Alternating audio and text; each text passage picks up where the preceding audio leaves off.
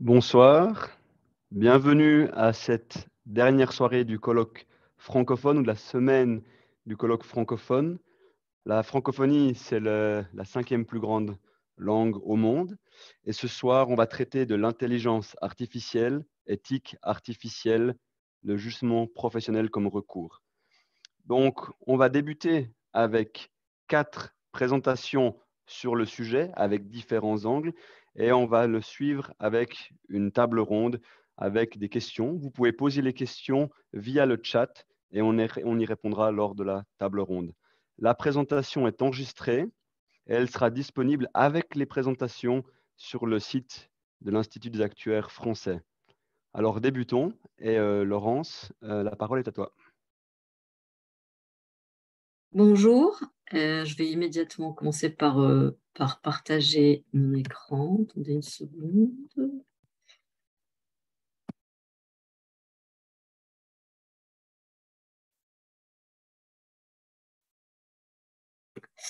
Oui, alors merci beaucoup pour cette invitation. Donc Laurence Barry, je suis actuaire et co-titulaire de la chaire Paris. La chaire Paris est une chaire de recherche qui travaille actuellement sur les enjeux du big data pour l'assurance. Avec cette spécificité par rapport à d'autres chaires de recherche que nous travaillons essentiellement sur des sujets sociologiques avec une prise de distance à la fois historique et parfois même philosophique. Et ce que je vais vous présenter aujourd'hui, c'est le produit d'un papier écrit en collaboration avec Arthur Charpentier qui porte sur les biais assurantiels et la façon dont ces biais, donc l'éthique qui est associée à l'assurance, a évolué au cours du temps.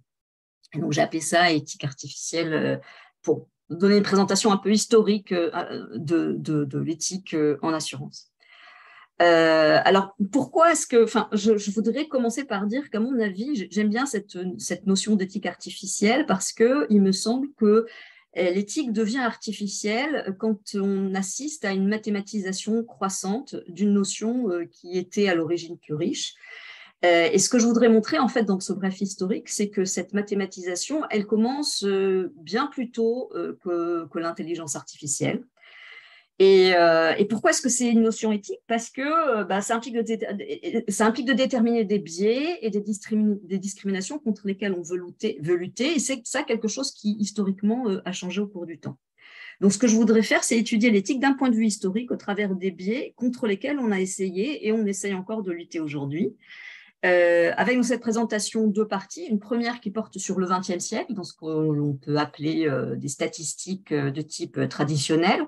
Et ça aboutira en fait sur une typologie des biais dans ce cadre traditionnel. Et puis, dans une deuxième partie, je voudrais essayer de voir comment les données massives et l'apprentissage machine remettent en cause ou pas ces questionnements qui étaient assez présents déjà au XXe siècle. Donc, l'équité actuarielle au XXe siècle, c'est quoi? En fait, en gros, on peut vraiment diviser le XXe siècle en deux temps, en fait. Et dans toute la première partie, donc en gros jusque dans les années 60, la collecte de données, elle se faisait par questionnaire et avec des cartes perforées. Et ça imposait deux limites. D'abord, une limite temporelle, parce qu'à partir du moment où on travaille avec des questionnaires, on ne peut pas faire durer le questionnaire trop longtemps, donc il va falloir s'arrêter à un moment donné. Et puis spatial, parce que la carte perforée proprement dite, elle a une limite physique qui fait qu'on pouvait collecter un certain nombre de variables et pas au-delà. Et donc ça fait que ces deux limites faisaient qu'on pouvait collecter une quantité limitée de données. Et puis, par-dessus ça, on avait une couche de modèles qui était elle-même assez limitée, puisque les machines dont on se servait, qui travaillaient avec ces cartes perforées, c'était des machines qui faisaient des sommations, et on pouvait en gros travailler sur des moyennes. Et ce qu'on faisait, en fait, c'est qu'on travaillait sur de grandes classes que l'on posait comme homogènes et sur lesquelles on considérait que, à ce moment-là, toutes les personnes qui sont considérées comme étant de même risque vont être tarifées de la même façon. Il y avait une mutualisation qui était très forte et des subsides potentiels très importants entre les différentes classes. En même temps, toujours dans cette première période, on sait que si un concurrent introduit des variables supplémentaires que nous, on n'a pas introduit, on va se retrouver dans une situation d'antisélection qui risque de poser problème.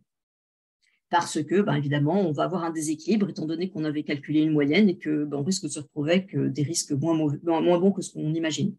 Et c'est à cause de ça, à cause de l'antisélection, on a assisté à partir des années 50 aux États-Unis et à partir des années 60 en France, je parle ici plus spécifiquement de l'assurance automobile, à une course à la segmentation avec l'introduction des jeunes conducteurs masculins plutôt que féminins, des jeunes conducteurs masculins mariés, etc., etc. En France, à partir des années 60, Jacques Vendier crée la Massif pour essayer justement de cibler un segment spécifique qui était les classes moyennes qui n'appartenaient pas à d'autres mutuelles déjà existantes. Et notamment, il considérait qu'il ne fallait pas assurer les jeunes conducteurs. Mais vous voyez qu'on est toujours dans des classes qui restent très, très larges avec une mutualisation qui reste très forte. À partir des années 60, et encore plus à partir des années 80, on assiste à quelque chose qui commence à être différent. D'abord, on a des ordinateurs qui sont plus puissants, qui permettent de faire des calculs plus sophistiqués. Et puis, on commence à poser la segmentation sous une forme mathématique. Ça commence à devenir un problème mathématique qui consiste à dire, en fait, la segmentation, c'est un problème de minimisation de la variance qui serait portée par l'assureur. Et ce qu'on veut essayer de faire avec la segmentation, c'est de faire porter le plus possible de cette segmentation par les assurés, grâce à une tarification segmentée, de manière à minimiser la variance portée par l'assureur. Et ça va profondément modifier l'éthique telle qu'elle existait jusque-là, l'éthique de l'assurance jusque-là. Puisque avant cette mathématisation, l'éthique, ça consistait à dire les moins chanceux sont couverts par tous les autres. Et puis à partir du moment où on essaye d'ajuster les risques à de grandes classes encore, enfin, des classes encore assez vastes, mais malgré tout, on essaye de distinguer les bons risques et les mauvais, eh bien, on va commencer à dire les bons risques ne doivent pas payer pour les mauvais. Et vous voyez qu'on est aussi en train de passer d'une logique qui consiste à considérer l'équité comme quelque chose qui relève de la justice sociale, avec des subsides croisés entre des groupes dont on sait qu'ils existent et qu'on accepte, à une équité qui consiste à dire en fait, ça va être la justesse d'un calcul. Voilà. Alors, et donc, à partir de ce moment-là, on assiste déjà à une première forme de mathématisation qui, pour moi, commence à être une forme d'artificialisation de l'éthique. Alors, pourquoi est-ce que je dis artificielle? Parce qu'en fait, il y a une ambiguïté entre cette segmentation qui consiste à faire de la discrimination statistique, donc quelque chose qui se veut neutre, objectif, mathématique, et les conséquences potentielles qui sont d'abord la création de biais et ce qui va avec des discriminations sociales. Et dans ce travail de l'actuaire ou du statisticien, il y a deux moments où ces biais peuvent apparaître. Le premier, c'est au moment du choix des variables, ce que j'ai appelé l'art de quantifier. Je vais en dire deux mots dans une minute. Et le deuxième moment, c'est l'art d'interpréter les modèles, le type d'explication qu'on va donner au modèle qu'on a choisi. Alors, premier moment, le choix des variables. Alors, je reviens volontairement très loin, au début du 19e siècle, et c'est une catégorisation des individus dangereux tels que la pratiquait la préfecture de police à ce moment-là. On n'a pas le temps de regarder cette liste en détail, mais si vous en prenez un au hasard, je vais prendre la catégorie D, qui est les femmes sans mœurs et vivant avec des voleurs. On a tendance aujourd'hui à regarder ça et à sourire en se disant, en fait, voilà, c'est plutôt marrant, quoi. Et en fait, ce qui est intéressant, c'est que cela correspondait à ce moment-là à ce qui était perçu comme une catégorisation légitime et probablement efficace des risques. Donc, vous voyez que comment choisir ces variables, c'est quelque chose qui est dépendant d'un contexte culturel et social donné et qui n'est jamais aussi évident qu'on pourrait le penser a priori. Alors, il y a une première solution proposée par Schauer dans un livre qui date de 2003, je crois, qui commence à dire, en fait, il faut séparer deux choses. Il faut mettre de côté ce qui ne relève pas, qui n'a pas de fondement statistique, par exemple, tarifé en fonction du signe astrologique, de quelque chose qui relève d'une corrélation réelle. Et si on a une corrélation réelle, on est fondé à se servir de cette variable pour tarifer. Donc ça, c'est les premiers types de biais. Biais de type 1, c'est se servir de variables qui n'ont aucun rapport avec le phénomène qu'on essaye d'expliquer. Est-ce que ça suffit? Mais en fait, on se rend compte assez vite que les corrélations, elles peuvent être trompeuses. Ça peut être une simple coïncidence, ça peut être l'existence d'une variable médiatrice entre les variables que l'on voit comme corrélées, ou l'existence d'une cause commune qui crée une corrélation qui, elle, n'est pas réelle, mais qui relève de cette cause commune, et qui fait qu'on voit une corrélation là où il n'en existe pas vraiment. Et en réalité, il faudrait se limiter à un vrai lien causal. Alors, j'ai mis le terme vrai entre guillemets, parce que là aussi, on va voir que ce n'est pas aussi évident qu'on pourrait le penser. Mais en tout cas, on voit là apparaître les biais de type 2 qui consistent à dire on ne peut pas se servir il faut avoir de vrais liens causaux pour pouvoir tarifier la corrélation proprement dite. On ne peut pas s'en servir. Exemple, alors là, j'ai un problème parce que je ne vois pas tout mon écran. Un exemple, c'est des modèles qui cherchaient en fait à expliquer la mortalité, aux États-Unis notamment, par la couleur de peau. C'est un actuaire du nom de Hoffman à la fin du 19e siècle qui avait fait une grosse étude statistique de plus de 300 pages qui visait à démontrer que les Noirs en fait avaient génitalement une mortalité plus élevée que génétiquement une mortalité plus élevée que les Blancs et que par conséquent on ne pouvait pas les assurer au même tarif que les Blancs.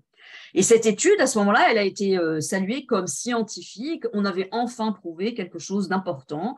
Et vous voyez à quel point le contexte historique joue un rôle. Et en fait, ce qui se passait, c'est qu'on avait Hoffman avait observé une corrélation entre la couleur de peau et la mortalité, mais il n'avait pas accès à la classe sociale. Or, la classe sociale est une variable médiatrice entre la couleur de peau et la mortalité. C'est la classe sociale qui est le vrai lien causal, parce que quand on a des conditions de vie qui sont détériorées, on va avoir une mortalité plus élevée. Et malheureusement, il y avait un lien entre la couleur de peau et la classe sociale, d'où la corrélation qu'il avait observée. Donc, on se dit, bon, très bien, on a compris, il faut se servir de vrais liens causaux pour avoir un modèle qui est éthiquement fondé. Mais en pratique, alors d'abord, ça pose un problème parce que démontrer cette causalité, ça n'est jamais évident. Et puis, même quand on a réussi à prouver qu'il existe une corrélation réelle, en fait, on va se rendre compte très vite qu'il y a parmi ces variables causales réelles, des variables qui sont légitimes et d'autres qui ne le sont pas. Les variables illégitimes, c'est ce qu'on appelle, en suivant Dworkin, des variables qui résultent de la malchance pure et simple, et qui sont des variables sur lesquelles l'individu n'a aucun moyen d'action. Ce sont notamment toutes les variables, toutes les données génétiques dont on pourrait se servir en santé et qui sont illégitimes, puisqu'on voit bien que les gens n'ont pas choisi leur patrimoine génétique. Voilà, donc ça c'est une autre type de distinction, mais ce n'est pas la seule. On peut aussi avoir des variables qu'on va considérer comme illégitimes parce que se servir de cette variable, même quand elle est causale, en fait, vient renforcer un biais social existant dont on veut justement essayer de se protéger. Et là, on va dire, en fait, quand on est en tout cas dans cette logique de statistique traditionnelle, on va laisser ces variables de côté. Ce sont des variables qui vont être considérées comme sensibles, avec qu'elles soient ou non des variables causales. Donc, vous voyez qu'on aboutit toujours sur le XXe siècle à une typologie des biais qui est intéressante en elle-même. Les biais de type 1 consistent à dire on ne va pas se servir de variables qui sont sans rapport avec la réalité que l'on essaye de décrire. Les biais de type 2 sont des variables qui sont corrélées mais qui ne sont pas causales. Et les biais de type 3 sont des variables dont on sait qu'elles sont causales mais qui sont considérées comme illégitimes. Alors, qu'est-ce qui va se passer quand on passe aux données massives et à l'apprentissage machine? Alors, il y a une mythologie, une utopie qui avait cours au début des années 2000 parce qu'on pensait en fait qu'on allait pouvoir se défaire de tous les biais dont je viens de vous parler. Le premier, c'était l'art de quantifier, puisqu'en fait, tout ce qu'on a vu, c'est qu'il y a un gros problème à partir du moment où le statisticien ou l'acteur doit choisir les variables.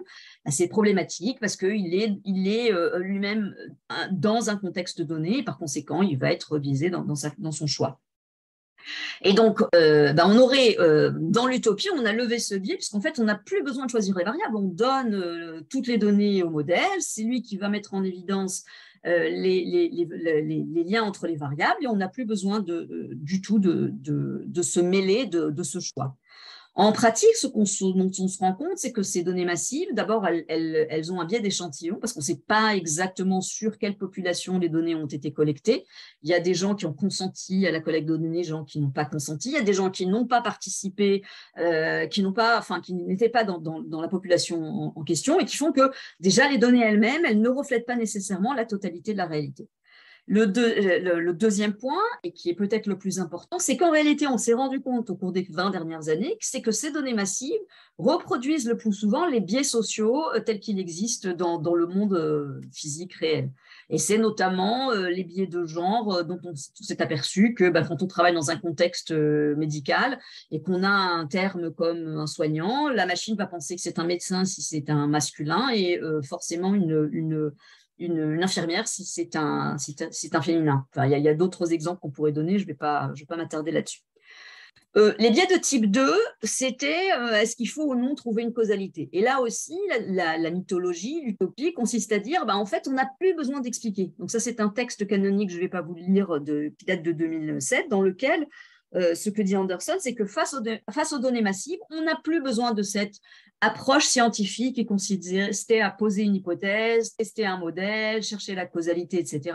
Tout ça devient obsolète. On donne simplement les données à l'algorithme. Il va mettre en évidence quelque chose qui fonctionne et puis voilà, ça va suffire. Et alors, vous allez me dire, ça date de 2008, c'est un peu ancien, mais en fait, on retrouve ce type d'argument. Par exemple, en 2017, dans une conférence, une des premières conférences qui posait cette question de l'interprétabilité des modèles dans une conférence entre data scientists, et vous aviez là Lequin qui s'opposait à Caruana, et Lequin disait à peu près la même chose que Anderson. Il disait, en fait, si vous demandez aux gens est-ce qu'ils préfèrent être soignés par une machine opaque, mais qui est précise à 99%, ou une machine qu'on sait parfaitement expliquer, mais qui, elle, est précise à 90%, les gens vont choisir la machine à 99%. Ce à quoi Caruana répond, en fait, il est très important de connaître la causalité et d'être capable d'expliquer le modèle. Et l'exemple qu'il donnait, c'est qu'il avait lui-même travaillé sur des scores de risque, un calcul de score de risque sur des patients atteints de pneumonie qui arrivaient aux urgences. Dans son modèle, en fait, il ressortait que les patients asthmatiques étaient les moins risqués. Si on ne sait pas que les asthmatiques sont traités très en amont des urgences en cas de pneumonie, justement parce qu'ils sont des risques très élevés dans ce cas-là, on risque de prendre des décisions qui peuvent être totalement désastreuses. C'est aussi ce que dit Perl dans ce livre que je vous montre là en exergue, c'est qu'en réalité, on ne peut pas s'en remettre totalement aux données. Il faut avoir un schéma causal en tête pour pouvoir créer des modèles qui soient vraiment efficaces. Mais évidemment, et donc, ce que lui dit, c'est que pour connaître le schéma causal, il faut en revenir aux jugements d'experts qui sont, eux, les personnes qui connaissent la causalité réelle entre les variables. Et évidemment, ça nous ramène aux préjugés potentiels dont j'ai parlé dans la première partie. Dernier point, c'est les biais de type 3. Alors, ce qu'on faisait et ça c'est peut-être un des biais les plus importants aujourd'hui, quand on était dans des statistiques classiques, quand on voulait éviter un tel biais de type 3, c'est-à-dire éviter que des variables illégitimes ou protégées se retrouvent dans le modèle, on les écartait du modèle. Or, ce qui arrive aujourd'hui avec les données massives, c'est que ce qui va se passer, c'est que les autres variables qui, elles, ne sont pas considérées comme illégitimes ou protégées, risquent de capter, si la variable est effectivement causale, l'effet de la variable protégée au travers de liens de dépendance qui existent entre ces variables supplémentaires et celles qu'on aurait exclues du modèle. Donc, on risque de se retrouver avec un modèle qui continue de se servir de la variable protégée sans en avoir réellement conscience. Et là, je vais m'immiscer peut-être dans ce que vont dire mes collègues juste après moi. C'est que je pense qu'il est très important d'avoir accès et de se servir de ces variables protégées pour pouvoir contrôler les biais potentiels du modèle. Voilà, je vais conclure tout de suite. Donc, vous voyez qu'en fait, ces problèmes d'éthique et de discrimination ont été omniprésents en assurance. Dans les statistiques classiques, à partir du moment où il fallait choisir des variables et interpréter les modèles, mais aussi dans les données massives qui, à elles seules, ne résolvent pas du tout le problème, mais risquent au contraire de le magnifier. Et on voit bien avec le prisme des types de biais dont je vous ai parlé qu'ils continuent d'exister, même s'ils prennent une forme plus sophistiquée aujourd'hui. Et c'est là, en fait, où si dans les statistiques classiques, il était assez intuitif de formuler une contestation par rapport à un préjugé ou un narratif considéré comme inacceptable, type Hoffman, fin 19e siècle, la mathématisation actuelle qui fait que cette contestation devient de plus en plus complexe, moins accessible, et par conséquent, l'éthique qui découle des algorithmes est de plus en plus artificielle, pour en venir au titre de notre table ronde. Mais du coup, en fait, les jugements d'experts deviennent encore plus important peut-être qu'auparavant. Voilà, je vais m'arrêter là. Je vous remercie.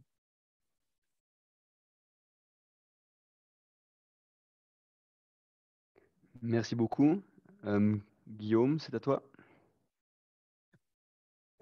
Bonjour tout le monde, merci de votre présence. Je vais partager mon écran à mon tour.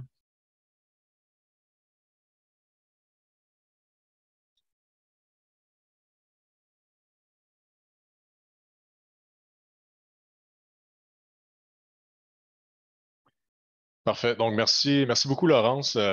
Je pense que ça fait une bonne introduction pour ce dont je vais vous parler. Donc, je me présente, Guillaume Ducharme. Je suis actuaire, fellow de l'Institut canadien des actuaires et de la Society of Actuaries américaine. J'ai travaillé plusieurs années en consultation en régime de retraite à Montréal, au Québec, au Canada. Par la suite, j'ai travaillé un peu en assurance de dommages. Dans ce rôle-là, j'ai eu la chance de construire des modèles d'apprentissage machine pour la tarification en assurance automobile. Puis maintenant, je suis en réassurance vie dans une équipe de recherche et développement. Donc, encore une fois, on tente de construire des modèles, cette fois-ci pour l'assurance vie. Donc, le titre de ma portion de la présentation, je l'ai appelé l'intelligence artificielle et l'actuaire.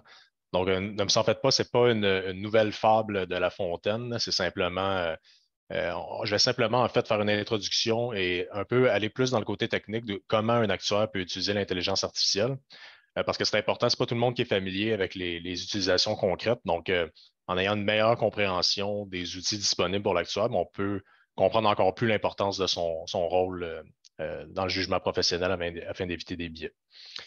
Donc, premièrement, pour un peu mettre carte sur table, on va définir des mots des fois qu'on entend utiliser de manière interchangeable. Donc, l'intelligence artificielle, l'apprentissage machine, l'analyse prédictive.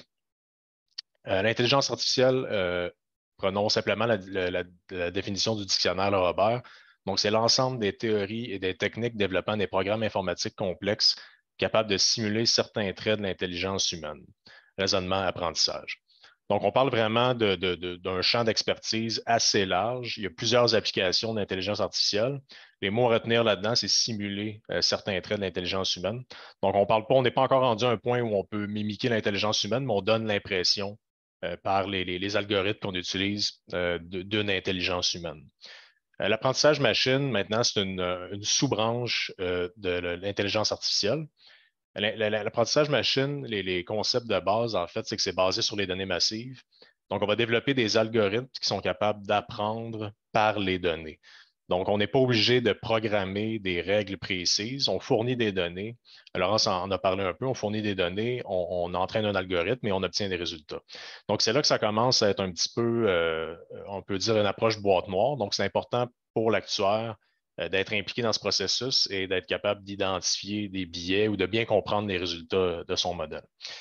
Finalement, l'analyse prédictive. Donc, l'analyse prédictive, les actuaires en faisaient avant l'apparition d'intelligence artificielle. Donc, l'analyse prédictive, c'est simplement étudier le passé pour pouvoir prédire des tendances futures. Donc, si on va à la page suivante, j'aime bien le visualiser de cette manière avec une espèce de diagramme de Venn. Donc, on a l'intelligence artificielle assez large. À l'intérieur de l'intelligence artificielle, on a l'apprentissage machine. Puis finalement, à droite, on a l'analyse prédictive qui peut utiliser ou non l'apprentissage machine. Donc, pour donner des exemples concrets de plusieurs types disons, d'utilisation de ces trois catégories-là, si on regarde une utilisation d'intelligence artificielle qui n'est pas de l'apprentissage machine, on peut penser à un robot de clavardage, un chatbot en anglais basé sur des règles simplement. Donc, on n'a pas entraîné un robot sur des multitudes de conversations, on a simplement programmé des règles. Si l'utilisateur demande il est quelle heure, le robot va donner l'heure. Si l'utilisateur demande quelle est l'heure d'ouverture du commerce, le robot va donner les heures d'ouverture du commerce. Donc, il n'y a pas d'apprentissage machine à ce niveau-là. Maintenant, un exemple d'apprentissage machine qui n'est pas de l'analyse prédictive, donc la classification d'images. Donc, il n'y a pas la notion d'étudier le passé pour prédire le futur. C'est simplement, on fournit une image et on demande à un algorithme de définir ou d'établir est-ce que c'est un chat ou c'est pas un chat, par exemple. Donc, ça, c'est un exemple apprentissage machine qui n'est pas de l'analyse prédictive. Maintenant, un exemple d'apprentissage machine qui est de l'analyse prédictive, on parle d'un modèle de tarification, par exemple, un GLM, dont on va en reparler un petit peu plus dans quelques diapos, mais un GLM en assurance auto, ça, c'est un modèle d'apprentissage machine dans le but de faire de l'analyse prédictive. Donc, on étudie les données passées pour établir la tarification future. Puis finalement, dernier exemple, un exemple d'apprentissage, d'analyse prédictive qui n'est pas de l'apprentissage machine. Donc, une étude de mortalité traditionnelle que les actuaires font depuis très longtemps. Donc, analyser simplement les données peut-être en 2 dimensions, regarder selon le sexe, regarder selon l'âge, quels sont les facteurs qui entraînent une mortalité plus grande. Donc, ça, c'est de l'analyse prédictive, mais ça n'implique pas d'utiliser un algorithme sur des données massives. Donc, des exemples d'applications, on en a mentionné un peu, mais je voulais quand même vous donner des exemples concrets. Donc, en assurance vie, on peut utiliser l'apprentissage machine pour créer une table de mortalité. On peut l'utiliser également pour établir une hypothèse d'amélioration de la mortalité. Donc, c'est là que ça devient intéressant. On peut y aller par cause. Donc, ce n'est pas la même amélioration, par exemple, pour le cancer, pour différents types de maladies. Donc, avec les données massives, on est capable d'aller établir quelle amélioration de mortalité on devrait utiliser pour nos tarifications. Création d'une hypothèse de taux de chute. Donc, en anglais, lapse rate. On peut vraiment établir quelles sont les caractéristiques qui sont associées à un taux de chute plus élevé. Détection de la fraude. Par exemple, quand un assuré remplit un questionnaire, il peut cocher qu'il est non-fumeur. Puis l'assureur peut décider ensuite, on va tester au hasard certains assurés pour être sûr qu'ils n'ont pas menti dans leur application, qu'ils sont réellement des non-fumeurs. Bien, au lieu d'y aller par le hasard, on peut faire un modèle pour essayer de cibler certains cas particuliers qu'on pense, selon les données qu'on possède, qui ont une plus grande incidence ou une plus grande probabilité d'avoir menti sur les applications. Donc, ça, c'est des exemples dans le domaine de l'assurance vie. En assurance non-vie ou assurance de dommages, entre autres, on peut parler. Tarification d'assurance auto-habitation, c'est un bon exemple. Donc, des modèles qui prévoient les primes à charger à chaque assuré. Aussi, des hypothèses peut-être un peu moins répandues de rétention de la clientèle. Donc, ça, c'est quand on prévoit un renouvellement, par exemple, pour un client existant. Si on lui propose un changement de taux, comment on tente de prédire est-ce que la personne va rester un client ou la personne va aller chez un autre assureur? Donc, selon différentes caractéristiques, ça peut être l'âge, ça peut être le salaire, la personne est plus ou moins portée à magasiner, disons, son produit d'assurance. Donc, on peut faire un modèle de rétention pour essayer de voir, OK, ben, c'est où qu'on devrait passer des hausses de taux si on a passé des hausses de taux, puis c'est où qu'on devrait peut-être passer des baisses de taux. Finalement, tarification d'assurance voyage. Donc, autant en individuel comme en collectif, on peut développer des modèles pour prévoir l'incidence de réclamation d'assurance voyage. Par exemple, en assurance collective, c'est intéressant parce qu'on peut déterminer c'est quoi la propension des gens à voyager. Donc, il peut y avoir des relations des fois entre juste le taux de change. Donc, si, par exemple, on parle d'un voyage vers les États-Unis, si le taux de change de la devise locale par rapport au dollar américain est défavorable, peut-être que les gens vont moins voyager. Il peut y avoir la distance à l'aéroport. Ça peut être aussi simple. Quelqu'un qui vit dans une région très éloignée des centres urbains, peut-être va être porté à moins voyager, avoir moins de réclamations. Finalement, autre que l'assurance, on peut avoir en gestion d'actifs, donc la prévision des taux d'intérêt ou la prévision du rendement des classes d'actifs. Donc, on peut avoir certaines variables dans ces cas-ci, le taux d'inflation, le prix du pétrole, la présence ou non d'intervention de politique monétaire. Donc, tout ça peut être considéré dans un modèle afin de prédire un peu ce qui va se passer au niveau des différentes classes d'actifs. Type de modèle, ici, dans le fond, ce qui est important de comprendre, c'est qu'il y a une grande variété de modèles disponibles pour l'actuaire qui veut faire de l'analyse prédictive en utilisant l'apprentissage machine. Certains de ces modèles, ils sont simples, disons un peu moins performants, mais simples à interpréter. D'autres modèles sont très performants, mais très complexes à interpréter. Et c'est là qu'on peut se rendre compte qu'il peut y avoir des biais, là, et des considérations éthiques qui ne sont pas prises en compte. Parce que si l'actuaire n'est pas capable de comprendre le résultat de son modèle, comment il peut faire pour déterminer s'il y a des biais ou pas. Donc, le jugement professionnel de l'actuaire est essentiel. Laurence parlait beaucoup dans la sélection, par exemple, des variables et dans la sélection des données. Donc, il peut y avoir des biais à ce niveau-là, mais aussi dans la sélection du modèle et dans l'interprétation des résultats. C'est important d'avoir la présence de l'actuaire et de son jugement professionnel pour pouvoir s'assurer d'avoir un résultat à la fin qui est bien compris et qui n'a pas de biais éthique. Donc, ici, je vous donne un exemple probablement un des modèles les plus connus en apprentissage machine, le modèle linéaire généralisé. On entend souvent parler de son appellation en anglais, le Generalized Linear Model, le GLM.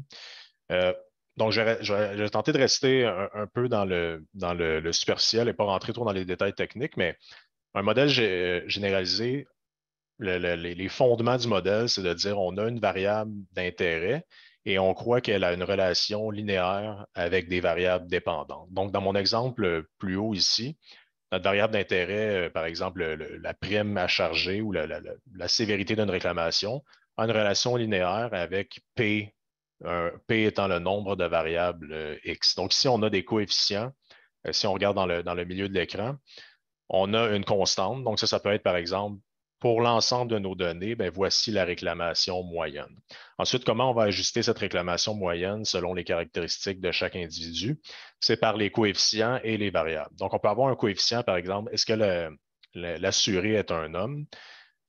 Si c'est un homme, on va avoir un indicateur 1. Si c'est une femme, il va y avoir un indicateur 0. Puis le coefficient, ça peut être augmenter la prime de 10 si c'est un homme. Donc, on a notre prime de base, disons 1 000 fois, est-ce que c'est un homme? Ben, ça fait fois 1,1. Ensuite, on peut avoir une autre variable que, par exemple, c'est l'âge. Donc, peut-être que le GLM a déterminé un coefficient de 1 d'augmentation de la prime par chaque âge supplémentaire. Donc, ici, on aurait fois 1,01 à l'âge du participant. Donc, c'est un peu comme ça que le modèle fonctionne. Donc, avec un modèle GLM, c'est très facile d'interpréter l'effet des variables sur notre prédiction finale, car elle est directement reflétée par les coefficients. On veut savoir c'est quoi l'effet de la variable âge, mais on sait que c'est 1 par âge supplémentaire. On veut savoir c'est quoi l'effet de la variable sexe, mais les hommes ont 10 une réclamation 10 plus élevée. Donc, modèle assez simple, assez facile à interpréter. Le désavantage avec ce type de modèle, on le voit, on a des variables uniques et des coefficients associés à chacune de ces variables. Si, par exemple, on a des interactions entre les différentes variables, donc peut-être que l'effet de l'âge n'est pas le même chez les hommes et les femmes, mais l'actuaire doit créer la combinaison de ces deux variables et la spécifier et la donner au modèle, en fait. Donc, créer l'interaction lui-même et le modèle va être ensuite capable d'établir un coefficient pour cette interaction. Donc, ça, c'est le premier type de modèle. Deuxième type de modèle qui est assez commun, un arbre de décision. Donc, je pense que le plus simple, c'est de regarder l'exemple à droite. Donc, on part encore initialement avec notre cohorte réclamation moyenne de 1 000 Maintenant, on décide, OK, on fait une séparation selon l'âge. Âge en bas de 50 ans, on va aller à gauche. Âge en haut de 50 ans, on va aller à droite. Donc, maintenant, les personnes en bas de 50 ans, on les rassemble ensemble, on regarde la réclamation moyenne, on est rendu à 1 200. Les personnes en haut de 50 ans, la réclamation est inférieure. À droite, on est à 800 $. Maintenant, on décide de séparer davantage le 1 200. On dit si un participant est un homme, on va aller à gauche. Si c'est une femme, on va aller à droite. Donc maintenant, participant homme inférieur à 50 ans, on voit qu'on se ramasse dans la feuille, disons, c'est la feuille étant l'élément inférieur de l'arbre. On se ramasse dans la feuille qui est complètement à gauche, à 1 400 $. Maintenant, les femmes de moins de 50 ans, on est à 1000, puis tout individu de plus de 50 ans, on est à 800. Donc, on voit ici, les interactions sont organiques dans le modèle. Donc, on a spécifié qu'on voulait établir un modèle selon l'homme et l'âge, selon le sexe, pardon, et l'âge. L'algorithme a déterminé qu'il allait faire des séparations comme celle qu'on voit. Donc, on voit facilement ici, il y a une interaction qui s'est créée entre l'âge et le sexe.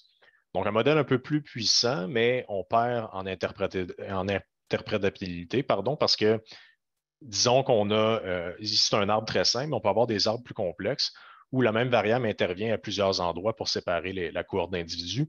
Donc maintenant, comment on fait pour savoir la contribution isolée de chacune des variables? C'est plus compliqué, c'est moins transparent. Prochain modèle, très complexe, mais très performant. On parle de modèle de renforcement du gradient. Donc, gradient boosting en anglais, un algorithme très, très populaire pour ce type de modèle. Puis c'est souvent ce genre de modèle qui gagne des compétitions de modélisation. XGBoost, donc ça, c'est Extreme Gradient Boosting. Donc, c'est une implémentation, disons, efficace de la théorie. Ce type de modèle, en fait, on repense à notre arbre de décision à la slide précédente.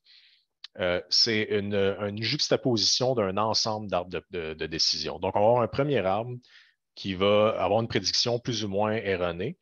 Ensuite, le deuxième arbre, sa tâche, c'est de prédire l'erreur du premier. Donc, si le premier s'est trompé beaucoup, disons, chez les hommes, mais le deuxième va tenter d'établir c'est quoi quelle variable me permet d'expliquer cet écart-là. Ensuite, il va y avoir un troisième arbre qui va expliquer l'écart causé par les deux premiers arbres. Donc, on peut se ramasser un modèle à la fin, par exemple, qui a 500 arbres avec chacun des variables différentes, des séparations différentes. Donc, ça, c'est un modèle vraiment qu'on peut appeler, disons, boîte noire. Très difficile initialement d'interpréter les résultats du modèle et de déterminer l'effet de chacune des variables. Donc, qu'est-ce qu'on peut faire? Il existe des outils pour nous aider à faire ça. En fait, c'est là que c'est important, je l'ai mentionné un petit peu au début. Si on ne comprend pas comment la prédiction elle a été créée, c'est impossible qu'on puisse savoir est-ce qu'on a des billets ou pas. Donc, c'est très important pour l'actuaire de pouvoir comprendre assez bien quelle est l'influence de chacune des variables sur son modèle. Premier exemple, pour interpréter les résultats, un graphique de dépendance partielle. Donc ici, on voit sur l'axe des X, on a l'âge, et puis finalement, sur l'axe des Y, on a une prédiction quelconque. Donc, je n'ai pas mis d'unité, c'est simplement pour illustrer. Comment on crée ce genre de graphique-là? C'est qu'on prend chacune de nos observations et on remplace la valeur de l'âge par 10. Donc, on a fait ça pour toutes nos observations. On calcule la moyenne de la nouvelle prédiction et on la met sur le graphique. Ensuite, on va faire le même exercice avec 20, même exercice avec 30. Donc, on peut vraiment voir l'effet de l'âge en ayant modifié artificiellement les données. Donc, si on prend comme exemple le graphique qui est ici, à l'âge de 10 ans, on a une prédiction de 10. Quand on regarde à l'âge de 30 ans, la prédiction est entre 15 et 20. Quand on regarde à l'âge de 80, la prédiction est autour de 35. Donc, on a vraiment vu l'effet isolé de l'âge. Ici, c'est sûr qu'on a des hauts et des bas, donc ça pourrait être un exemple de questionnement que l'actuaire se pose. Pourquoi je suis en train de capturer cette relation-là? Est-ce que c'est une vraie relation de causalité ou je suis en train de capturer une corrélation entre l'âge et peut-être une autre variable? Donc, ça, c'est un premier exemple de comment interpréter les résultats. Deuxième exemple, graphique d'espérance conditionnelle individuelle. Tantôt, on a parlé si je reviens à la slide précédente, donc dépendance partielle, on prenait la moyenne. Ici, ce qu'on fait, c'est qu'on sélectionne plusieurs risques et on indique sur le graphique l'effet pour chacun de ces risques-là. Donc, précédemment, en regardant la moyenne, peut-être on camouflait un peu d'informations. Ça ne donnait pas d'informations sur les interactions possibles de l'âge avec d'autres variables parce qu'on met tout ensemble. Tandis qu'ici, en sélectionnant, par exemple, 5 risques, on peut prendre, par exemple, 2 hommes, 3 femmes, on va pouvoir voir est-ce que la courbe, l'effet de l'âge est différent pour les hommes et les femmes. Donc, c'est une manière un peu plus précise d'obtenir la relation, mais encore une fois, maintenant, on est limité par le nombre d'observations qu'on utilise. Donc, si on a des données massives et on regarde seulement 10 observations, est-ce qu'on a vraiment fait notre travail, par exemple, pour bien comprendre l'effet de la variable? Donc, c'est là qu'il est important, le jugement professionnel de l'actuaire, peut-être cibler certaines observations pour vraiment regarder en détail c'est quoi l'effet de chacune des variables. Finalement, le dernier point au niveau d'interprétation des résultats, on a les valeurs de Shapley, qui est très populaire, en fait, pour les modèles boîte noire parce que c'est un algorithme qui est un peu indépendant du choix du modèle. Donc, tout ce que cet algorithme-là a besoin, c'est de prendre les prédictions obtenues par le modèle et la liste de variables qu'on a données au modèle. Donc, ce qu'il va tenter de faire, c'est qu'il va tenter de reproduire les prédictions en faisant une multitude de modèles simples mais différents. Donc, ici, par exemple, on a 5 variables dans notre modèle. Il va essayer de reproduire les prédictions avec un modèle contenant seulement une variable. Ensuite, avec un modèle contenant 2 variables, et là, il y a plusieurs permutations possibles, 3 variables, 4 variables, 5 variables. Donc, avec cette panoplie de modèles-là, ensuite, il va faire la différence entre un modèle, par exemple, incluant la variable d'âge et un modèle l'excluant. Donc, le modèle incluant la variable d'âge va obtenir une certaine prédiction. Le modèle l'excluant va obtenir une autre prédiction. En faisant la différence entre les deux, on a un estimé de l'impact de l'âge. Donc, en faisant ça pour toutes les permutations possibles, on se ramasse avec beaucoup de modèles différents qui permettent d'expliquer une contribution de l'âge. On peut prendre la moyenne ensuite, et ça nous donne la contribution de l'âge pour l'observation donnée.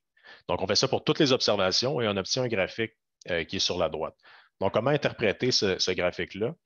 Sur l'axe des X, quand on est à droite de la ligne verticale, on parle d'une augmentation de la prédiction.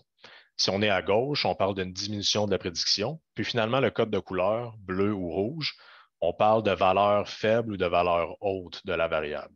Donc, si on regarde, par exemple, l'exemple ici, la variable 5 au sommet est considérée comme étant la variable qui a le plus d'impact sur le modèle.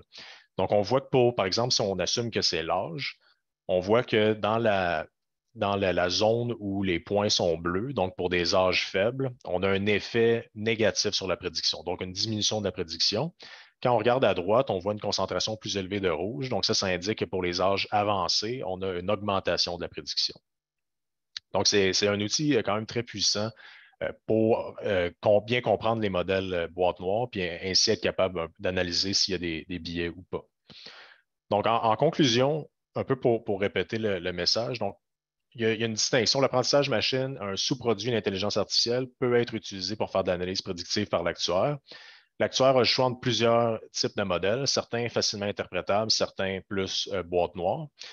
Pour les modèles plus boîte noire, il y a des outils disponibles pour que l'actuaire puisse bien comprendre les prédictions viennent d'où et ainsi éviter d'avoir des biais. Donc, un peu pour faire écho à ce que Laurence disait tout à l'heure, l'actuaire et son jugement professionnel doivent être impliqués dans la sélection des données, dans la sélection des variables, mais aussi dans la sélection du modèle et dans l'analyse des résultats. Donc, avec un actuaire qui a conscience de ça, bien, on risque moins d'avoir un modèle qui introduit un biais défavorable. Donc, je vous remercie. C'est tout pour moi. Merci.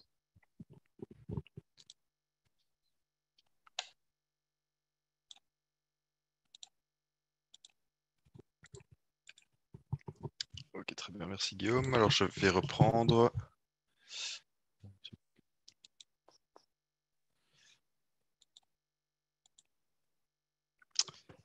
Bonjour à tous, merci de m'accueillir pour ce colloque. Donc, je m'appelle Félix van der Vorst et je vais ici vous présenter, donc suivre les deux présentations précédentes pour parler d'éthique et d'assurance et en particulier partager les findings d'un projet en collaboration entre Allianz, donc mon employeur, et la VUB, qui est une université belge avec laquelle on a une collaboration industrielle sur 1 an et demi sur ce sujet. Alors, un petit mot sur moi-même. Donc, je suis membre du board à l'IABE, donc l'Institut des actuaires de Belgique, et je suis également chair du workgroup Data Science dans cet institut. Mon job journalier, c'est de travailler chez Allianz en tant que data scientist. Voilà. Pour cette présentation aujourd'hui, je vais faire un petit des liens avec les présentations précédentes, notamment celle de Laurence, un peu sur l'historique et sur les différentes forces éthiques qui tirent un peu le pricing dans des directions différentes. Je vais passer un peu plus de temps à parler sur un type de correction éthique qui gagne en popularité aujourd'hui, en tout cas dans le monde académique, et qui attire un peu l'intérêt du côté régulateur. Et également discuter assez brièvement des conséquences de ce type de correction pour voilà, essayer d'un petit peu attiser la curiosité ce genre de méthode. Alors, je vais essayer pour cette présentation, j'ai enlevé donc toutes les mathématiques qu'il y avait dedans, donc je vais essayer de faire le parti pris d'expliquer ces concepts sans. J'espère que ça touchera une audience un peu plus large. Donc ici, l'objectif, n'était pas de faire un rappel historique ou une perspective historique sur le pricing, mais plutôt de présenter le pricing comme étant tiré par différentes conceptions éthiques. Donc l'éthique au sens non-discrimination, la prédiction, donc le principe pollueur-payeur qui a été évoqué par Laurence plus tôt, et aussi le principe de privacy, donc tout ce qui est règlement GDPR, etc., qui pousse à utiliser un peu moins de données. On pourrait retracer un petit peu le pricing dans cette histoire-là en partant de la mutuelle qui utilise un minimum d'informations, voire même zéro information pour juste offrir un prix moyen, à des assurances qui deviennent plus compétitives et qui utilisent plus de données pour segmenter mieux les risques et être plus compétitifs vis-à-vis d'autres assureurs et être du bon côté de la sélection adverse, donc de capter uniquement les bons clients et avoir donc tous les compétiteurs qui gardent les bad apples, comme on dit. En particulier, il y a quelque chose qui est intéressant, qui nous tire en une autre direction. Donc, les règlements de 2004 et par la suite la directive test achat qui prohibe l'utilisation du genre dans l'assurance non-vie, qui est un step back dans une autre direction, donc contre la prédiction, plus vers des notions d'éthique, peut-être un peu motivées aussi par la vie privée, une tendance qu'on voit actuellement sur l'hyper-segmentation grâce à la disponibilité des données. On va penser notamment à Telematics, ce genre de choses, où on peut vraiment utiliser beaucoup de choses pour le pricing. Et un retour un petit peu en arrière aussi avec GDPR qui met un frein sur ce genre d'approche en éliminant certaines de ces méthodes qui seraient liées à des données personnelles ou qui pourraient permettre de triangler des données personnelles problématiques. Et ici, je vais vous parler aujourd'hui des problématiques éthiques et AI, donc où on en est aujourd'hui, le type de correction, le genre de méthodes qui sont proposées dans la sphère académique et aussi également regarder du côté régulateur, un petit peu moins du côté des assureurs, je pense. Mais donc, c'est l'objectif ici de partager un petit peu ce type de méthodes et les plus populaires. Donc, pour revenir un petit peu sur un sujet évoqué précédemment, donc je vais revenir ici sur la directive 2004 et en particulier la directive qui a suivi, donc dite test achat, qui je pense a été sortie en 2011-2012, qui prohibe l'utilisation du genre dans les assurances non-vie. On voit aussi dans d'autres pays, et plus récemment dans certains États aux États-Unis, que l'utilisation du genre était encore d'actualité il y a 1 ou 2 ans. Je pense qu'en Californie, ils ont enlevé cette utilisation possible l'année passée ou quelque chose comme ça. Donc, c'est des sujets qui sont assez actuels dans nos pays. Donc, ceci était motivé par des notions d'égalité d'accès aux produits d'assurance, avec une notion sous-jacente d'éthique derrière ceci. Donc, ce que les assureurs ont simplement fait en réaction à ça, c'est simplement d'arrêter d'utiliser le genre pour le pricing. Et ça, c'est ce qu'on appelle donc le pricing ou la tarification par ignorance en français, pricing by unawareness. Mais voilà, comme on l'a dit précédemment, ce genre d'approche est un peu naïve et pas suffisante parce que le genre est très souvent corrélé avec d'autres variables qui peuvent permettre de le trianguler, parfois même de l'approximer de manière parfaite.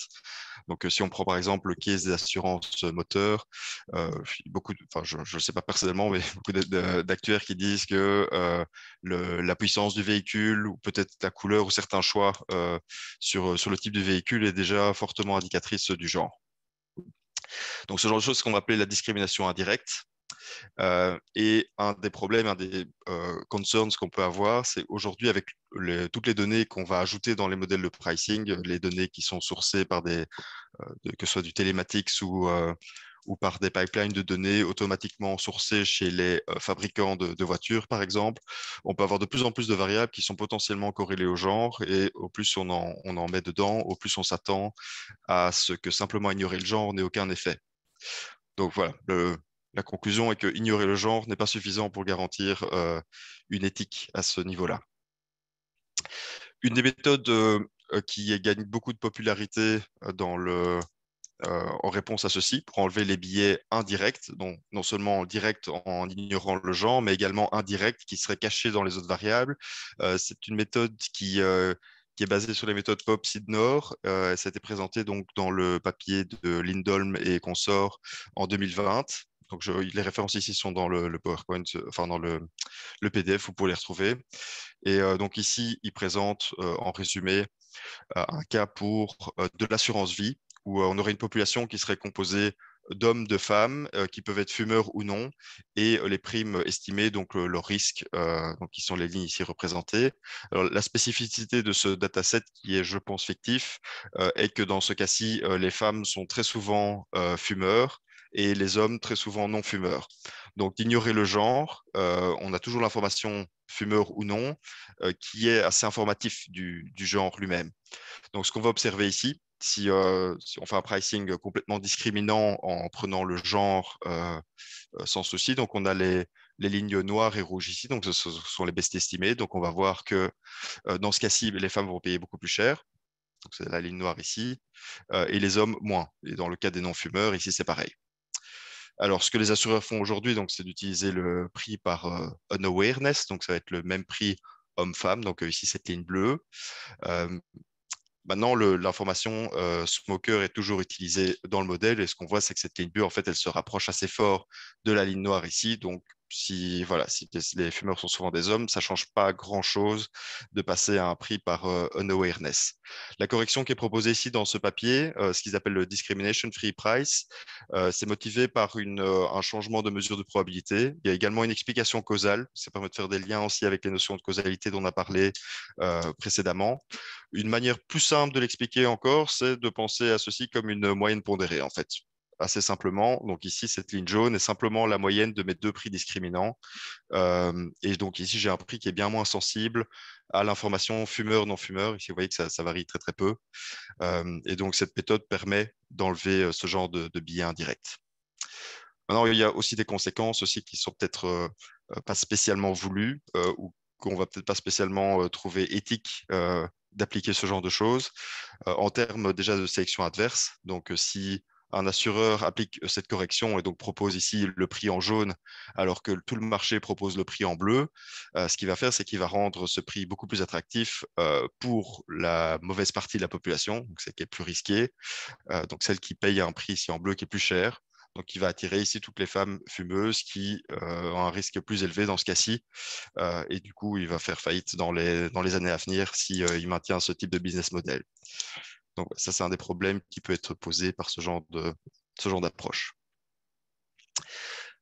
Alors, il y a également dans la littérature éthique quantitative, il y a des axiomes assez populaires, donc la parité démographique, demographic parity, qui est un critère assez général et qui ne garantit pas au niveau individuel l'équité de traitement. On a des critères qui sont un peu plus restrictifs. Donc, je pense que c'est pas dans le bon ordre. Oui, c'est ça, equalized odds, donc ici qui est assez restrictif et qui impose que les bons risques soient classifiés en tant que tels et les mauvais risques classifiés en tant que tels, et la même probabilité selon le genre homme ou femme. Quelque chose d'un petit peu plus facile à obtenir est equal opportunity, donc opportunité égale. Ici, on va seulement se concentrer sur est-ce que les bons risques ont la probabilité d'être classifiés comme tels selon le genre. Donc ceci, c'est peut-être un peu plus réaliste à obtenir. Ce qui est déjà intéressant, et il y a des papiers qui sont en cours là-dessus, c'est que l'approche ici présentée, donc qui permet d'enlever les biais indirects, ne respecte aucun de ces axiomes.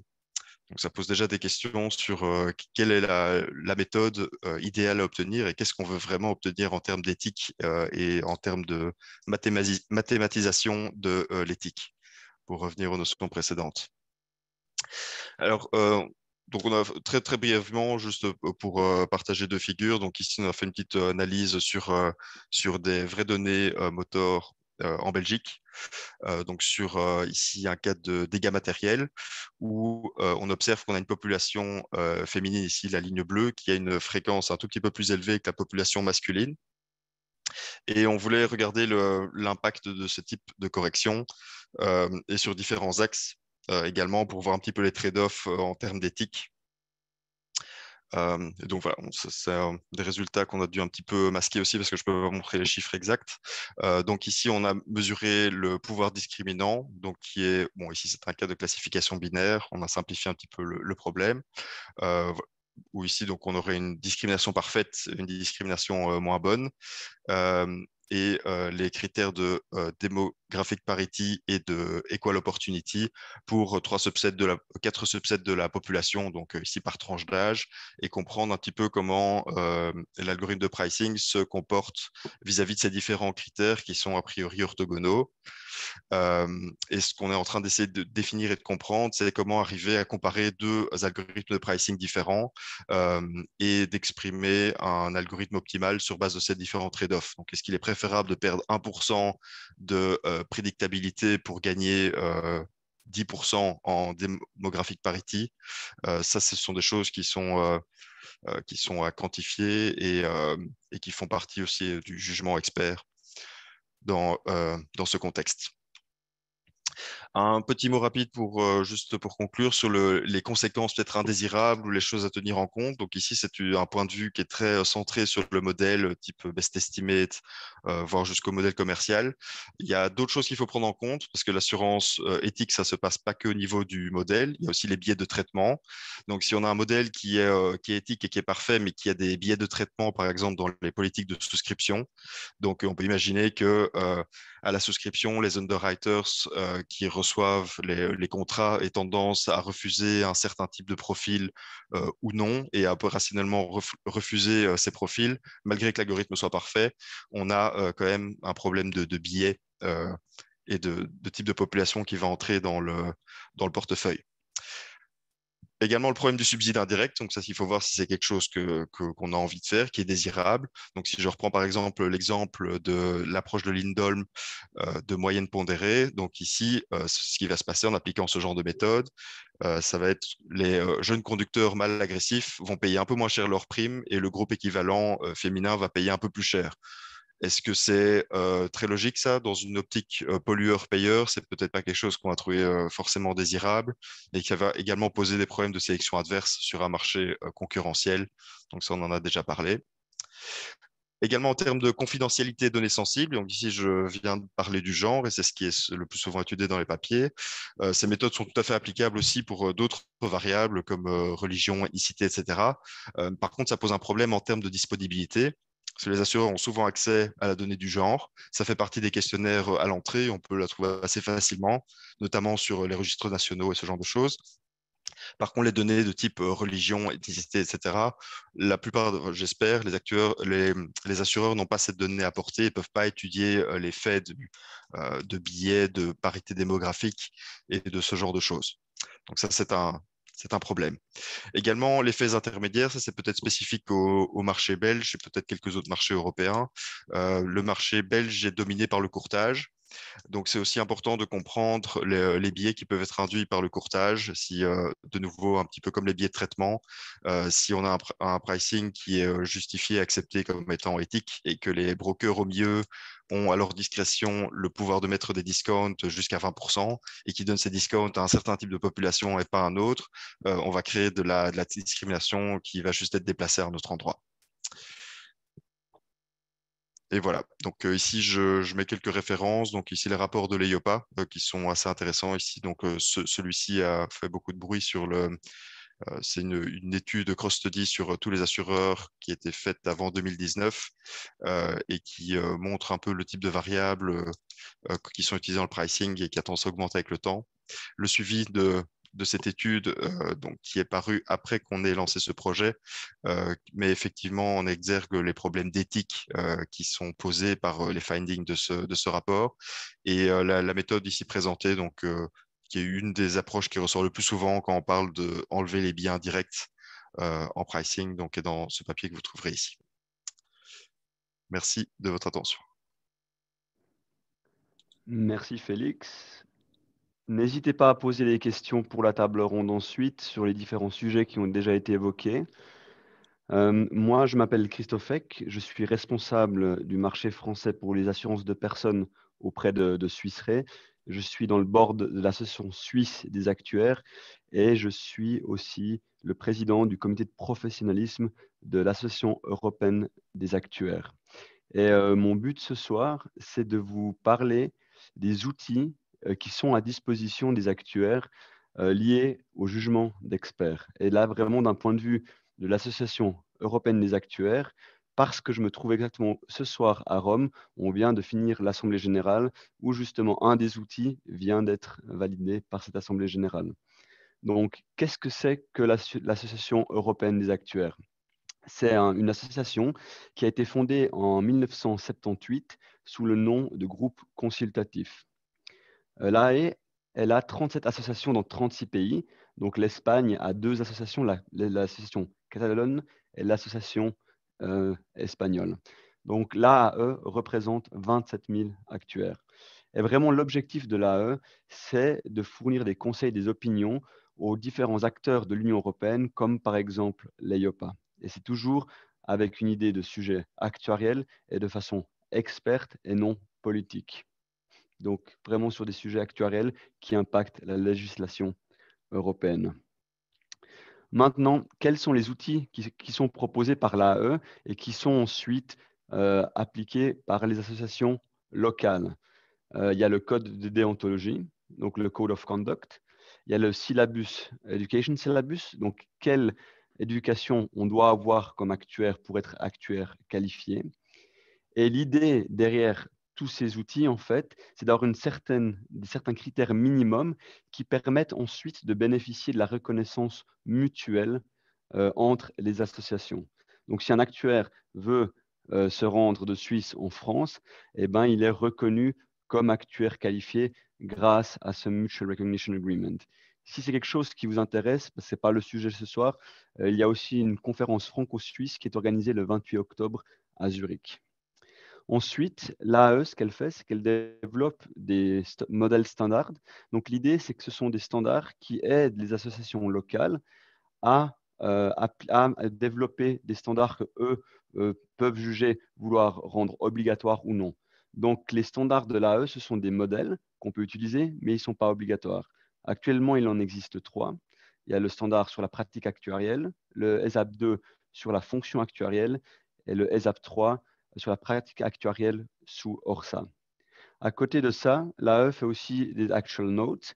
Donc, c'est vraiment plus éducatif, plus dans le sens de traiter certains sujets. Et là, la première, c'est sur ESAP 3 et l'ORSA. Le IAN 2, c'est sur la fonction actuarielle avec IORP 2. Et le sujet de ce soir, c'est l'IAN 3 qui vient d'être approuvé aujourd'hui, on professional judgment.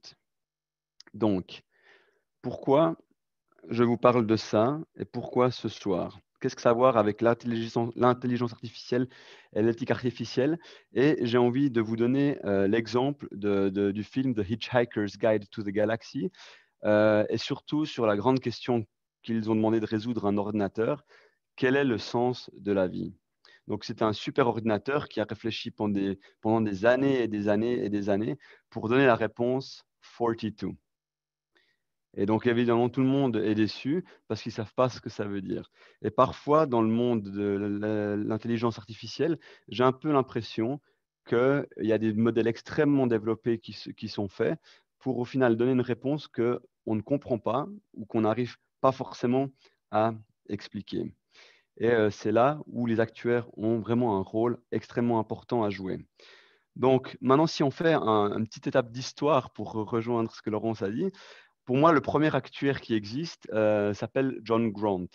Et c'est lui qui a commencé à compter le nombre de décès dans les cimetières par année en Angleterre afin de développer les premières tables de mortalité. On peut aussi dire qu'il était épidémiologiste parce que l'idée, c'était pour lui de prédire en fait les épidémies afin de voir si les prix des denrées alimentaires seraient plus chers ou moins chers l'année d'après liées aux épidémies et au manque de force de travail. Maintenant, la question que j'aimerais poser, c'est quel est en fait le point commun entre un actuaire, un statisticien et un data scientist? Pour moi, ce sont tous des professionnels intelligents qui utilisent des outils quantitatifs, la programmation, pour faire sens du monde qui les entoure. Mais pour moi, il y a une énorme différence entre un actuaire, un statisticien et un data scientist. C'est justement ce concept de professionnalisme, d'éthique et aussi des conséquences si on n'est pas professionnel et qu'on ne suit pas l'éthique. Pourquoi est-ce que je dis ça? C'est que nous, comme actuaires, on est réglementé par les associations locales quand on est fully qualified actuary et on a justement différentes règles. Donc, le professionnalisme et l'éthique, c'est vraiment l'élément de différenciation de la profession. Maintenant, la grande question, c'est que j'ai évoqué tous ces outils, le Code of Conduct, les standards, mais que faire dans les zones grises quand ces outils ne suffisent pas? Ben, c'est là où on a le jugement professionnel. C'est là où on a le jugement professionnel et c'est pour ça qu'à l'AE, on a développé cette IAN sur le jugement professionnel. Donc, qu'est-ce que c'est que le professionnalisme? Donc là, je vous remets ce qu'on trouve dans le ISAP 1, donc le Standard of Actual Practice 1. Et l'idée du professionnalisme, ça veut dire que c'est l'application des connaissances de spécialistes et de l'expertise dans un domaine souvent d'assurance. C'est surtout la démonstration d'un comportement éthique quand on fait son travail actuariel et aussi d'avoir la responsabilité quand on fait son travail actuariel basé justement sur la supervision d'une organisation. Et la définition du jugement professionnel dans le ISAP 1 de 2019, c'est justement le jugement de l'actuaire basé sur son expérience et son training. Maintenant, le jugement professionnel, et ça vous pouvez le lire justement dans cette IAN, c'est quelque chose de compliqué. Il n'y a pas vraiment de juste ou de faux. c'est un art. Et ce qu'on peut décider, être raisonnable en temps T, ne l'est pas forcément plus tard en T plus N. Mais ce qui est important, c'est que le cheminement que l'actuaire fait doit pouvoir être démontré, doit pouvoir être défendable dans le contexte des outils qui sont définis par la profession. Et c'est vraiment là où, en fait, cette IAN veut aider, parce que cette IAN, elle fournit en fait ce questionnaire pour une certaine auto-évaluation, de se dire, est-ce que j'ai pensé à tout quand j'ai dû faire mon jugement professionnel? Donc d'abord, cette IAN explique quels sont les devoirs de l'actuaire lorsqu'on fait un jugement d'expert. Ensuite, qu'est-ce qu'on doit faire avec les données? Donc, quelles sont les sources de données? Ça, on l'a évoqué avant. Les qualités des données, que faire avec les données incomplètes et fausses et les biais des données. Ensuite, le choix du modèle, qu'est-ce qu'on doit faire? Et qu'est-ce qu'on doit faire quand on contrôle les hypothèses en termes de méthodologie, variables et tests? Et finalement, aussi très important, qu'est-ce qu'on doit faire quand on interprète les résultats du modèle et surtout quand on les présente à des personnes qui ne sont pas forcément actuaires ou des gens dans la technique actuarielle. Donc, quel est le futur? Cette IAN a reconnu dans le monde international une certaine publicité et l'Association internationale des actuaires va reprendre et va aussi vouloir développer une IAN, donc c'est la même chose mais au niveau international sur le même sujet. Et au niveau de l'AI, on est en train de creuser pour voir justement comment est-ce qu'on rentre ce domaine, cet élément, cette dimension dans la dimension fit and proper. Donc je m'arrête ici. Dans la fin de la présentation, vous trouvez tous les liens auprès de tous les différents outils et j'aimerais débuter en fait la table ronde. Et donc j'arrête d'abord de partager. Et pour moi, la première question que j'aimerais poser à nos différents intervenants, et on va commencer avec Laurence. Pour toi, Laurence, quel est le futur de l'intelligence artificielle et de l'éthique de ton point de vue, du point de vue donc, historique un peu que tu as amené avant? Tu veux dire d'un point de vue des actuaires ou globalement? Je dirais globalement, et puis après on peut creuser sur les actuaires. Waouh, je ne saurais pas te dire. Je sais qu'on a tendance à penser toujours dans cette logique utopique qu'on arrivera à faire ce saut dont on parle parfois quand on lit des textes d'intelligence artificielle. Est-ce qu'on en est proche ou pas? Quand on écoute quelqu'un comme Yann Lequin, il nous dit qu'on est quand même encore en intelligence artificielle au niveau du singe. Donc, est-ce qu'un jour, on sera capable de faire des choses très sophistiquées telles qu'on peut les imaginer en science-fiction? Peut-être, mais je ne vois pas ça arriver dans un très proche avenir, on va dire. Et donc peut-être une autre question pour vous liée à ça. Comment est-ce que vous voyez la différence entre un actuaire, un data scientist, un statisticien? Est-ce que vous partagez ce que j'ai dit avant ou est-ce que vous avez une idée complètement différente? Qui veut se lancer en premier? Laurence, tu es sur unmute, donc peut-être tu veux toi te lancer? Ouais, moi je veux bien me lancer là-dessus. En fait, je crois que c'était très clair dans les présentations et c'était très intéressant. C'est de voir qu'en fait, les actuaires, et c'est en lien avec ce que tu as dit sur le code de déontologie, sur toutes ces choses qui lient l'actuaire, c'est que même quand on regarde d'un point de vue de l'historique, les actuaires, ils ont toujours travaillé sur des groupes. Et dans les exemples de Guillaume et Félix, on voit bien que quand on essaye de donner une interprétation au modèle, on travaille sur les variables, on ne travaille pas vraiment sur les personnes. Et donc, en fait, on est toujours dans une logique, quand on est statisticien et actuaire, où, on veut expliquer, ce qui n'est pas toujours le cas d'un data scientist. Parce que, comme je l'ai dit, par exemple, Yann Lequin, il dit, si la machine fonctionne, bon, ça suffit.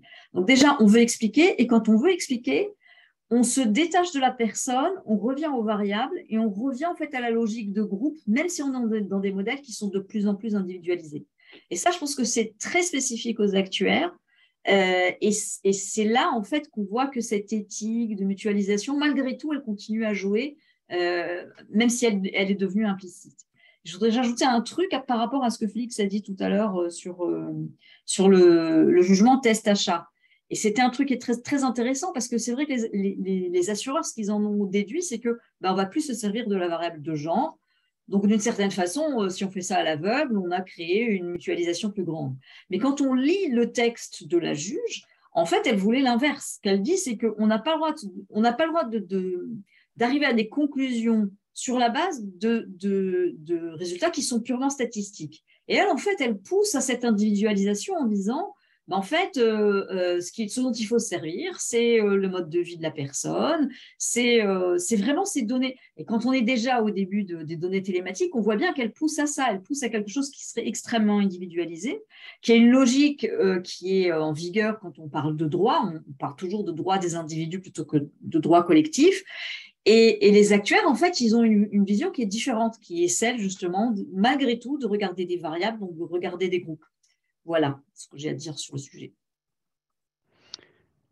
Guillaume, de ton point de vue, sur la première question, donc le futur de l'intelligence artificielle et l'éthique, quel est ton point de vue? Oui, moi, de mon point de vue du côté actuariel, disons, là, donc il y a beaucoup de progrès. Il y a beaucoup de gens dans le monde qui s'attardent à la question de développer un AI très puissant. Du côté des actuaires, je pense que les développements vont vraiment être au niveau de l'interprétabilité des résultats.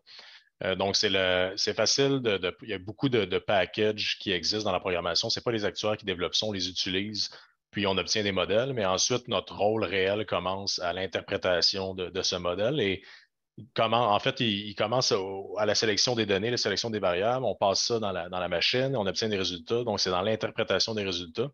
Donc, je pense qu'il y a beaucoup de techniques, comme j'en ai présenté quelques-unes, qui existent pour bien interpréter les résultats.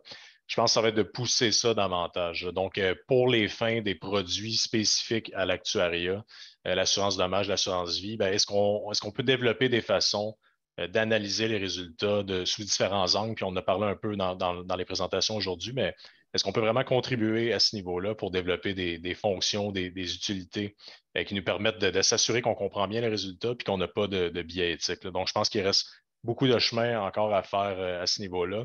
L'application de l'apprentissage machine assez poussée, assez complexe, c'est quand même récent dans le domaine actuariel, là. Donc, au début, c'est surtout des modèles plus simples, avec une interprétation facile, plus facilement contrôlable. Les compagnies, on s'est rendu compte qu'il y avait une valeur ajoutée au niveau, par exemple, de la segmentation précise, comme Laurence parlait, en utilisant des modèles plus complexes, mais maintenant, il faut un peu faire le retour du balancier. Est-ce que la complexité additionnelle est justifiée autant au niveau de la performance, mais au niveau du contrôle et de s'assurer qu'il n'y ait pas de biais éthique? Merci beaucoup. Félix, je te laisse aussi l'occasion de répondre à cette question avant qu'on passe à la deuxième question. N'hésitez vraiment pas à envoyer des questions sur le chat si vous en avez aussi. Est-ce que tu peux répéter la question? Parce qu'il y en a eu deux. Donc, sur Guillaume, il a répondu à la question quel est le futur de l'IA et de l'éthique? Quel est ton point de vue de ce point de vue-là? Alors, j'ai pas une boule de cristal, mais je vois que quelques tendances actuelles et en tout cas dans le domaine où je peux peut-être influencer et aider à faire évoluer l'actuariat donc de l'intérieur. Je vois qu'on parle souvent de causalité. Pour moi, la causalité, je vois ça comme plus quantitativement. Donc, on a mentionné de Book of Why, donc les approches de type Pearl avec Do Operator, etc. Donc, ça, c'est quelque chose que je pense c'est intéressant de sensibiliser les actuaires sur ce que ça veut dire. Et quand j'entends les arguments de Yann Lequin ou ce genre de choses, dit on s'en fiche tant que ça prédit, c'est good enough.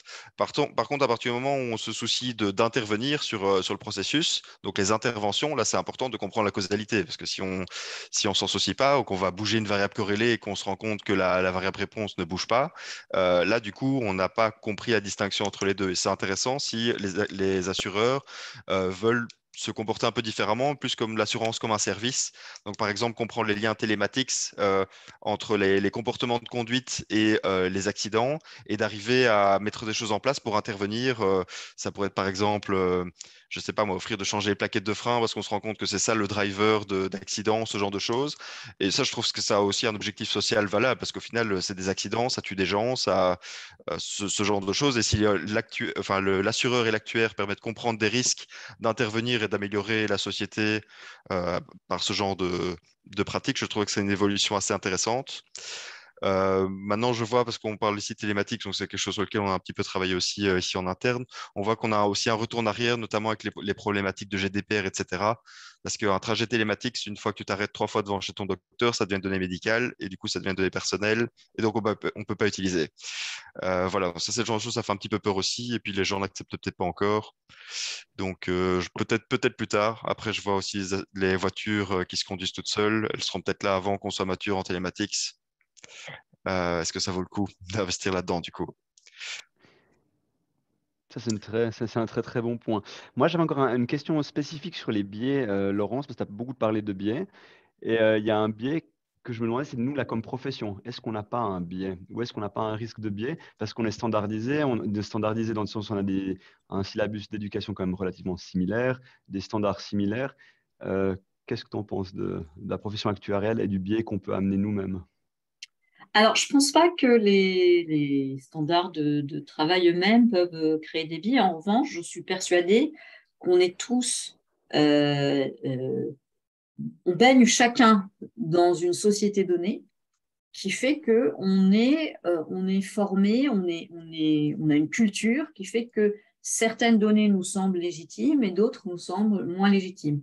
Et ça peut être très différent d'un pays à l'autre.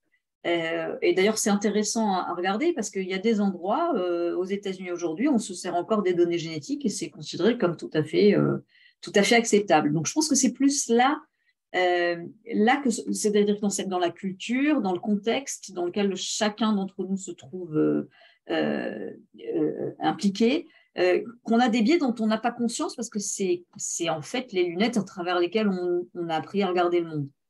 Et peut-être d'ailleurs des organisations internationales qui permettent de confronter ces points de vue peuvent justement aider à mettre en évidence des choses qui semblent a priori aller de soi et on n'a pas conscience que malgré tout ça véhicule des biais, quoi. Voilà. Alors, on a les questions ou les remarques qui commencent à venir lentement. Donc, on a quelqu'un de Suisse qui nous dit, en Suisse, la tarification selon le genre est permise et ça n'a pas l'air de choquer la population. Mais donc, ça on en a parlé avant. Et la question aussi, c'était d'une autre personne.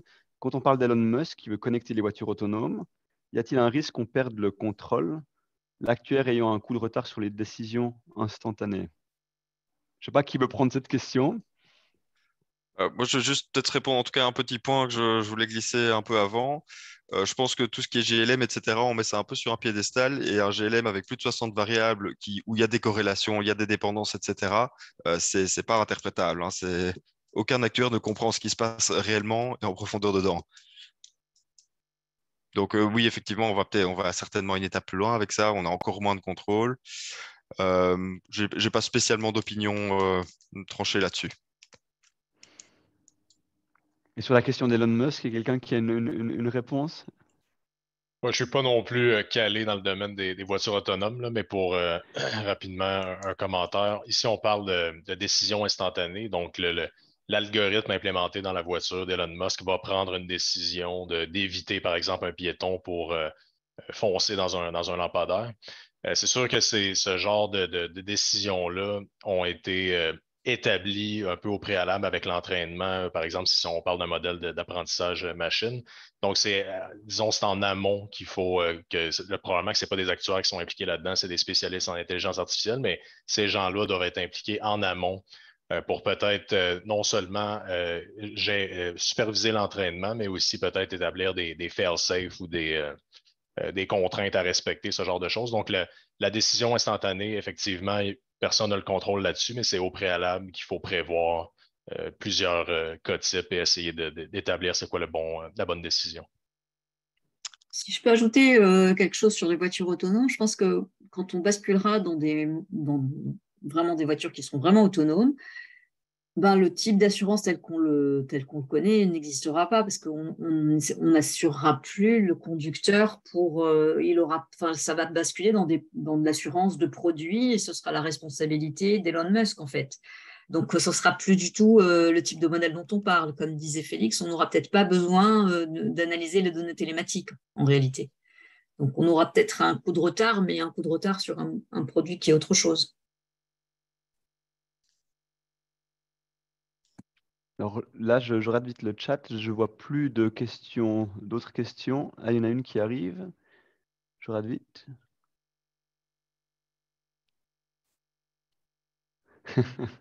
C'est une très bonne question. Donc la question, c'est l'actuaire passe son temps à trouver une variable discriminatoire à 2% et ensuite le commercial passe derrière pour demander une ristourne à 20%. Qu'est-ce que vous en pensez? Est-ce qu'on surpense nos modèles ou nos processus? Ouais, puis souvent, on le voit en tarification, ce qui est chargé au client, c'est pas le résultat du modèle, là. Donc, le résultat du modèle est une des données dans la tarification finale.